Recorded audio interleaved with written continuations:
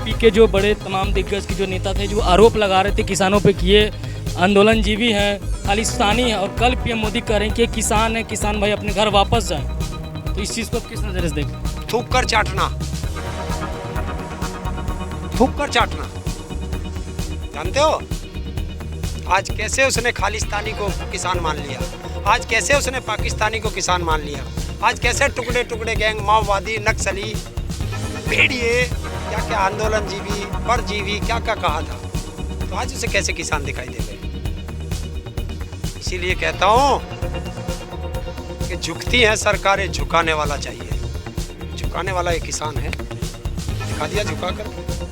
आज जो वो मेन स्ट्रीम, जिसे तुम मेन स्ट्रीम मीडिया कहते हो, वो एक साल से इस भारत के नागरिकों को इन कानूनों के फायदे बता रही थी, और कल से इनको वापस लेने के फायदे बता रही है। इसे कहते हैं देश के अंदर थूक कर चाटना। में करीब 750 किसानों की जान चलेगी, तो क्या लगता है किसान कभी भी पीएम को माफ़ कर पाएंगे? देखिए, अगर कोई मेरे परिवार की हत्या करेगा तो क्या मैं उसे कभी माफ़ कर पाऊंगा? नहीं कर पाएगा, कोई माफ़ नहीं कर पाएगा। जब बीजेपी के जो बड़े तमाम दिग्गज के जो नेता थे, जो आरोप लगा रहे थे किसानों पे कि ये आंदोलनजीवी हैं, खालिस्तानी है, और कल पीएम मोदी कह रहे हैं कि किसान है, किसान भाई अपने घर वापस जाएं, तो इस चीज़ को आप किस नज़र से देख रहे हैं? थूक कर चाटना, थूक कर चाटना। जानते हो, मैं इसलिए कह रहा हूँ कि वो गोदी मीडिया, वो अंधभक्त, वो बीजेपी आरएसएस के नेता जो एक साल से इन कानूनों की अच्छाइयाँ बता रहे थे, आज वो खड़ा होके इन कानूनों को वापसी लेने की अच्छाइयाँ बता रहे हैं, तो इसे कहते हैं थूक कर चाटना। आज कैसे उसने खालिस्तानी को किसान मान लिया, आज कैसे उसने पाकिस्तानी को किसान मान लिया, आज कैसे टुकड़े टुकड़े गैंग, माओवादी, नक्सली, भेड़िए, क्या क्या आंदोलनजीवी, परजीवी, क्या क्या कहा था, तो आज उसे कैसे किसान दिखाई दे गए। इसीलिए कहता हूँ कि झुकती हैं सरकारें, झुकाने वाला चाहिए। झुकाने वाला एक किसान है, दिखा दिया झुका करके। कौन कहता था 56 इंच की छाती है, ये कोई वापस नहीं लेता, दिखा दिया कल तुम्हें। इसके शांतिपूर्वक आंदोलन में कितनी बड़ी ताकत होती है। ये जो कानून वापस लिया गया है, ऐसा नहीं लग रहा कि यूपी चुनाव को लेकर के डर पैदा हो गया? देखिए, चुनाव जब चलते हैं, 5 साल में चुनाव आते हैं, और ये राजनेता कोई भी हो, ये चुनाव के दौरान ही जनता से डरते हैं। 5 साल तो इन पर राज करते हैं, तो जब चुनाव आता है ये डरते हैं कि गई सत्ता, बचा लो सत्ता, ये करते हैं ना। तो अब जनता का बाद टाइम आया है।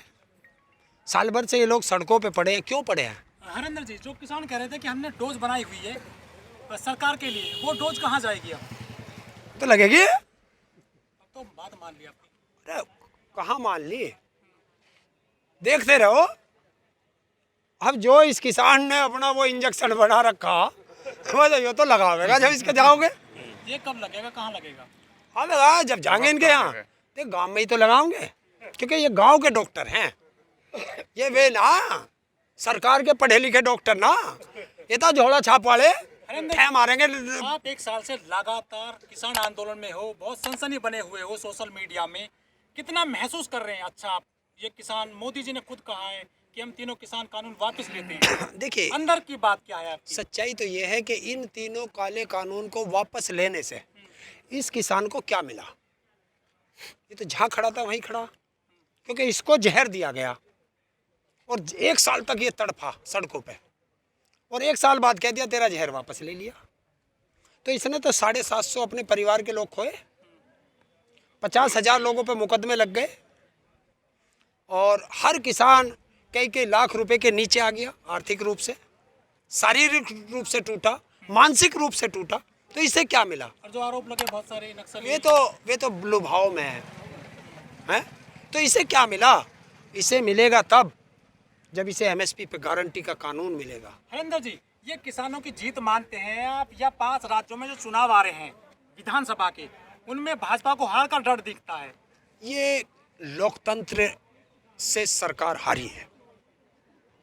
हाँ, और चुनाव की से तो ये डर रहे हैं, उससे डर के मैंने बताया ना 5 साल में चुनाव आते हैं तब सरकारें डरती हैं, तो ये उस 5 साल की से डर रहे हैं तब ये पीछे हट रहे हैं। आज की डेट में आंदोलन मजबूत है या मोदी सरकार मजबूत है? भारत मजबूत है, भारत का लोकतंत्र मजबूत है, सरकारें कभी मजबूत नहीं हो सकती। आपके लोगों ने वोट दिया मोदी जी को, हाँ दिया फिर वो मजबूत है? ना, वो कमजोर है क्योंकि वो 5 साल के लिए चुना गया है। मोदी जी लोकतंत्र परमानेंट होता है। मोदी जी ने जो कल अनाउंसमेंट किया था टीवी पर आकर के, क्या साजिश की बू है कोई उसमें? जिस तरह से पहले भी बयान देते रहे वो। बिल्कुल, क्योंकि जिस देश के प्रधानमंत्री को ये ना पता हो कि संसदीय बात संसद के अंदर की जाती है, अच्छा, फायदा क्या? तो उनकी बातों को विश्वास नहीं आपको? नहीं है, कैसे करें? 2017 में कहा था कि 14 दिन में पेमेंट दिलवाऊंगा और नहीं दिलवा पाया तो ब्याज दिलवाऊंगा, तो ना पेमेंट आया ना ब्याज आया। लाल किले से खड़ा होकर वादा करता है कि इन देश के नौजवानों को 2 करोड़ हर साल नौकरी दूंगा, क्या मिली? 50 दिन में काला धन लाने की बात भी करते थे। और नहीं तो किसी चौराहे पर खड़ा मिलूंगा। आए नहीं। बता कौन से चौराहे पे खड़ा? सारा युवा जूता लेके चौराहा ढूंढ रहा कौन से पे मिल जा, क्योंकि रोज पिट रहा है युवा, रोजगार मांगने के नाम पर रोज पिट रहा है। हरेंद्र जी, मोदी सरकार 8 नवंबर 2016 को नोटबंदी करी थी और उन्होंने कहा था कि अब जो है देश में आतंकवाद खत्म हो जाएगा, नक्सली भाग जाएंगे, कश्मीर में पत्थरबाज खत्म हो जाएंगे। कुछ लग रहा है बदलाव? तुम पत्रकार हो, तुम्हें ज्यादा लगेगा। नहीं, पत्रकारों को ज्यादा पता रहे क्या काला धन आया जब से मोदी देश का प्रधानमंत्री बना है। हाँ। और इस कोरोना काल में जब दुनिया के हर व्यक्ति की आय खत्म हो चुकी थी, इनकम, तब जो है कई गुना स्विस बैंक में काला धन बढ़ गया। तो काला धन का दलाल कौन है? ये सरकार। लेकिन देश में बहुत सारी जो काली कंपनी चल रही थी उन पर तो बैन लगाना नोटबंदी से, फ्रॉड कंपनी थी जो। मुझे फ्रॉड कंपनी का पता नहीं, मुझे ये पता है कि देश का पैसा स्विस बैंक में कैसे बढ़ा। तो इससे साफ जाहिर होता है कि चौकीदार ही चोर है। अच्छा, मोदी जी जब सरकार में आते तो कह रहे थे कि महंगाई का मैं भी बर्दाश्त नहीं करूं, और आए दिन महंगाई बढ़ते जा रहा है। तुम्हें पता है मोदी का नाम कैसे शुरू हो? मैं से ही है, होता है ना, राशि एक ही है ना, महंगाई और मोदी। समझ गए नहीं? ये देश के अंदर राशि का खेल है। लेकिन देश मजबूत हाथों में तो है। सारा देश बिक गया मजबूत हाथों में है, लेकिन इनसे मिल लो। हाँ, मजबूत है देश तो कहीं ना कहाँ? कहाँ गया देश? देश की सारी कंपनियां बिक चुकी हैं। सुधार कर रहे हैं उन्होंने। सुन लो, देश 4 युद्ध लड़ा, कोई वो वापस नहीं आया। आज उसका जो हमारा रिजर्व बैंक में था वो कहाँ गया पैसा? कैसे निकाला इसने? हैं? देश के अंदर जब इसे सरकार मनमोहन सिंह दे के गए थे 65 लाख करोड़ रुपए के करीब कर्जा था देश पे। आज 165 लाख करोड़ रुपए का कर्जा हो गया देश पे। तो देश मजबूत हाथों में। 100 करोड़ लोगों को वैक्सीन लगा दी उन्होंने। ऐसा खर्च होता है, 100 करोड़ लोगों को वैक्सीन लगा दिया। इससे पहले वैक्सीन नहीं लगी, पोलियो की वैक्सीन लगती थी और 35,000 करोड़ का बजट था। 3 लाख करोड़ रुपया पेट्रोल से ले गया कमा के, और 35,000 करोड़ की वैक्सीन है। ये जो तीनों किसान कानून वापस किए हैं मोदी सरकार ने, अब तो आप टेंट खोलिए, घर चले जाइए। बिल कहाँ बने थे? संसद में बने थे। तो बिल वापस कहाँ होंगे? तो कहते रहे संसद में हम इनको खत्म करेंगे। हाँ, तो जब होंगे एमएसपी पे गारंटी का कानून कौन देगा? सारे मुद्दों पर बात होगी तब घर वापसी होगी। क्या आपने ये भी मांग रखी है कि जो मुकदमे हैं किसानों पे कई राज्यों में, पंजाब, हरियाणा, उत्तर प्रदेश में, 50,000 के करीब किसानों पे इस आंदोलन के दौरान मुकदमे लगे हैं, वो सब वापस होंगे। जो 700 किसानों की जान गई, 750 से ज्यादा किसानों की शहादत हुई, इस पर सरकार क्या जवाब देगी? वो संयुक्त किसान मोर्चा बात करेगा। मोदी जी ने एक शब्द भी नहीं बोला उनके लिए। कितने लोग मरे को रिकॉर्ड ही नहीं है, कितने किसानों की मृत्यु हुई है। अब जब देश की सरकार के पास अपनी जनता का रिकॉर्ड ना हो तो उसे तुम मजबूत सरकार कह सकते हो? पाकिस्तान तो डरता है, कहाँ डरता? डराता है। कौन कह रहा? कौन कह रहा? देश की मेनस्ट्रीम मीडिया कहती है। आज जो वो मेन स्ट्रीम, जिसे तुम मेन स्ट्रीम मीडिया कहते हो, वो 1 साल से इस भारत के नागरिकों को इन कानूनों के फायदे बता रही थी। और कल से इनको वापस लेने के फायदे बता रही है। इसे कहते हैं देश के अंदर थूक कर चाटना। मीडिया, अंधभक्त और सरकार। हरिंदर जी, पद्मश्री मिल गया कंगना राणौत को। जो देश का गद्दार होगा, जो किसानों को गाली देता होगा, उसे पद्मश्री मिलेगा।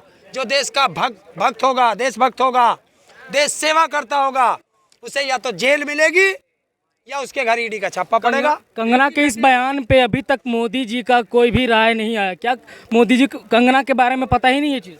कंगना का हाथ ऐसे पकड़ के मोदी जी का फोटो है, तो देश की जनता पूछना चाहती है मोदी जी इस रिश्ते का क्या कहलाता है? देश की बेटी है वो। है? है की बेटी है। तो मैंने पूछा तो ये रिश्ता क्या कहलाता है? बेटी है ना, कैसे? रानी लक्ष्मीबाई है वो, झांसी की रानी है। कैसे हो जाएगी? अरे यार तुम क्या पत्रकारिता करते हो? एक नाचने गाने वाली को उस महान क्रांतिकारी के नाम से जोड़ते हो। सही बात है। लक्ष्मी भाई बता रहे हैं। पुरस्कार ले लिया, हैं? पुरस्कार पाके गलती कर दी। दिया किस कारण से उसे? क्या उससे बड़े फिल्म लाइन में कलाकार नहीं है? लेकिन मैं बता रहा हूं, जो बीजेपी की ज्यादा चाटुकारिता करेगा, ज्यादा दलाली करेगा, उसको पुरस्कार मिलेगा। और जो देश सेवा करेगा उसके यहाँ ईडी का छापा पड़ेगा। सोनू सूद तुम्हारी नजरों में है। 22 में क्या करेंगे किसान? अब तो यहाँ महापंचायत है लखनऊ में, फ्री हो जाएंगे यहाँ से। महापंचायत क्यों? चुनाव में इसका कुछ असर पड़ेगा? देखिए ये जनता ही तो वोट देती है, क्यों नहीं पड़ेगा? तो किसान अब मोदी जी के झंडे उठा लेंगे या नहीं? तुम चुनाव आयोग की अवहेलना क्यों कराते हो मेरे से? चुनाव आयोग का काम है गुप्त मतदान है, सही बात तो मैं कैसे बोल अब दूं? तो सरकार बात मान गई है, तो कहाँ मानी है? कहाँ मानी है बताओ? क्लियर होगा सब, कुछ भी ना अभी तो। आने दो। हरिंदर जी, आप लखनऊ गए और अखिलेश जी से मिलकर के आए हैं, दिए जलाए हैं साथ साथ, क्या प्लानिंग है भविष्य में? देखिए मैं विकलांगों के लिए लड़ाइयाँ लड़ता हूँ, और विकलांगों के मुद्दे पर तो मैं सब नेताओं से मिलता हूँ। तो अखिलेश जी भी लड़ाई लड़ रहे हैं क्या क्या आपके साथ? सरकार से ही तो लड़ाई, सरकारों से ही तो वादा होता है। क्या मसला है जो लेकर आए हो? मैं विकलांगों के मुद्दे पर बात कर रहा हूँ हर राजनेता से। तो वो तो मुख्यमंत्री भी नहीं है अभी। हाँ तो इसीलिए तो मुख्यमंत्री बन के तो कोई बात ही ना करता, पहले ही कर रहा हूँ। मैं तो चंद्रशेखर आजाद से भी मिला, मैं तो जयंत चौधरी जी से भी मिला। मिल रहा है सपा में। मैं कोई पद नहीं लेता, क्या कर? हर आदमी को पता नहीं पद की चिंता। लग रहा है कहीं टिकट मिलेगा। हरिंदर ताऊ कभी चुनाव नहीं लड़ेगा जीवन में। लड़ाते हैं लोग। बस क्या है मतलब प्लानिंग? इसको सपोर्ट करिए किसान। एक जब चुनाव आएंगे, जिस दिन आचार संहिता लग जाएगी, उस दिन देश को पता चल जाएगा कि अब 5 राज्यों में चुनाव है, तो फिर किसान भी अपनी रणनीति बना लेगा। क्यों परेशान? जो आपकी पार्टी है किसानों की, रालोद, उसके लिए क्या विचार है आपका फ्यूचर में? मैं बता तो रहा हूँ, जिस दिन आचार संहिता लागू हो जाएगी उस दिन बता दूंगा। उस दिन अपना फैसला हो जाएगा। सारे किसान बैठ के अपनी पंचायत कर लेंगे, फैसला कर लेंगे। जनवरी को अजीत सिंह जी ने खुद आपको सपोर्ट किया था गाजीपुर बॉर्डर पर कि हमारे, तुम डरिए मत। देखिए, हम आपके साथ हैं। मैं- क्या आप समर्थन करोगे उनका? देखिए अजीत सिंह आज इस दुनिया में नहीं है, वो किसानों के लिए बहुत कुछ करके गए।